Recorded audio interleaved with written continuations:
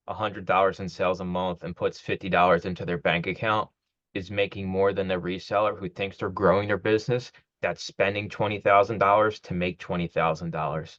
But we don't see it that way because if that overall sales number is going up, we automatically think there's more money going into the bank account. And in theory, in my business and in your business, if our revenue goes up, the more money goes into our bank account because we don't add on these extra things. If we do, it's a calculated decision. What am I going to get in return? But the majority of resellers, well, my sales have doubled. Well, then that means your bank account balance should have been close to doubling because you're not going to be able to take it all because if you're buying more inventory to double your sales, you're going to have more expenses. But your bank account should be a lot higher than it was back when you were at $1,000. Now, if you're doing $2,000 a month, you should be seeing more money coming to you, not more money just disappearing or a little gain. Because even if it's a small gain, well, if you're doing double the work and you're only getting an extra 5% on the bottom line, that doesn't make sense. It's not scalable.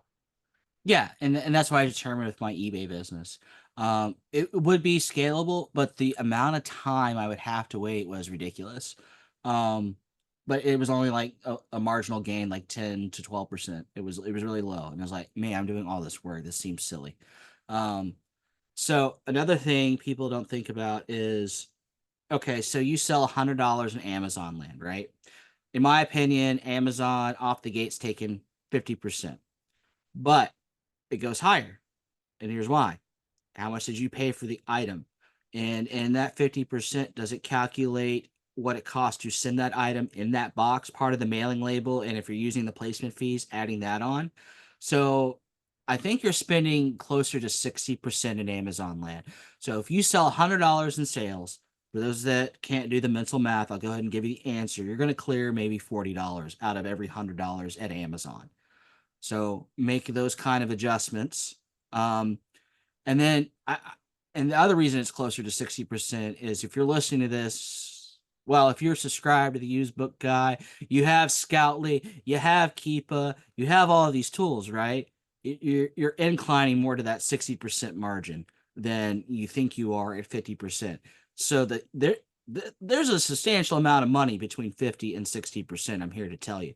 Not a lot of people realize that hey, I'm going to get about half of everything I send to Amazon. No, no, no. You're probably not, unless you are subscribed to no one. You have no software. You're listing on Amazon directly, and you're doing the multi-box splitment kind of thing. And even then, you're probably at 52, 53% because of mailing labels. Yeah, it's true. You don't realize how quick it can add up, but you can be smart about it. Just because you're growing doesn't mean you need to get the next fanciest, bells and whistles software, the next, the better looking, the cooler, I mean, we're almost to a point now in the reselling world. I hate to admit it, but like people like you got like the people that love the Rolos or they love the Dymos, and it's almost like who cares? Does it work, right? Like just go The get it only time cheap. I care is when it get mentioned. I'm like Team Rolo, and that's the Oh, only time I think about it. it's crazy, but that's the reality of it. Reselling has become so trendy, hip, and cool. It's like we should all have like reselling rooms and we should all have storage units because it's cool to have a storage unit. And I think to myself, let's turn and burn, sell through, let's get the money actually into the bank account.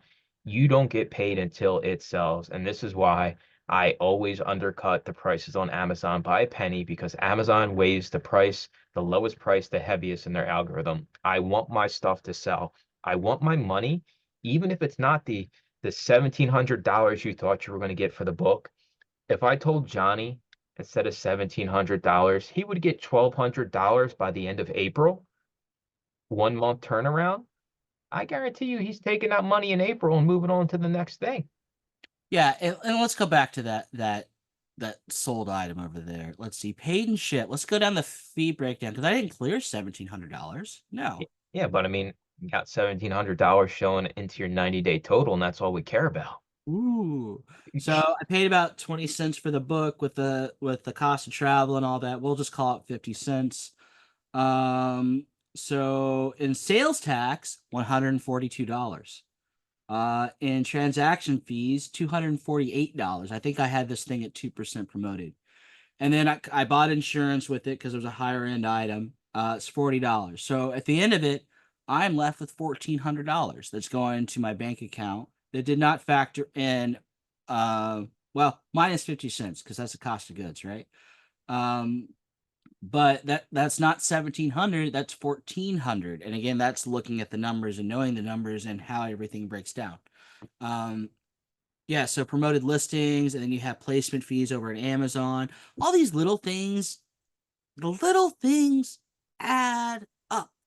They add up to a tremendous number at the end of the course of a year. They really, really do. When you look at how much did I pay in promoted listings? My God. How much did I pay in placement fees? My God. Why? Why am I spending all? Because we wouldn't sell it otherwise, probably. And the difference between me and Johnny and somebody else is we account for these things in the business, right? Like I know I'm paying the 22 cents per item for placement fees.